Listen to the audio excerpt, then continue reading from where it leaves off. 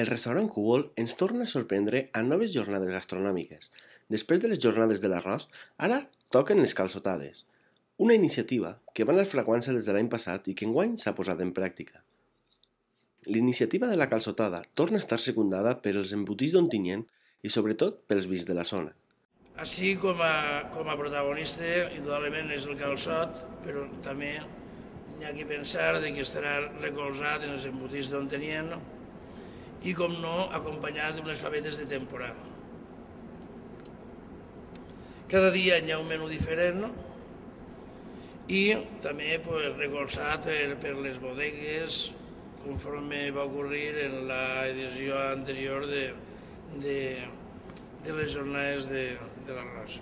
La iniciativa que té el Cúbol de promocionar o donar a conèixer en tema vitivinícola els productes que s'elaboren en la zona.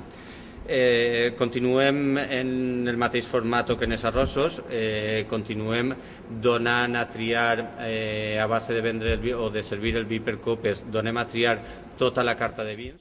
Els vins es serviran per copes, donant-li al client la possibilitat de triar entre 10 i 12 vins. L'idea de la calçotada és fer-la el més tradicional possible. Per això es serviran els calçots de la manera més tradicional i es faran amb llenya de vit i servida amb teules. La primera part del dinar es menjarà plantat, amb els bavers posats i menjant el calçot, com no, amb salsa romesco.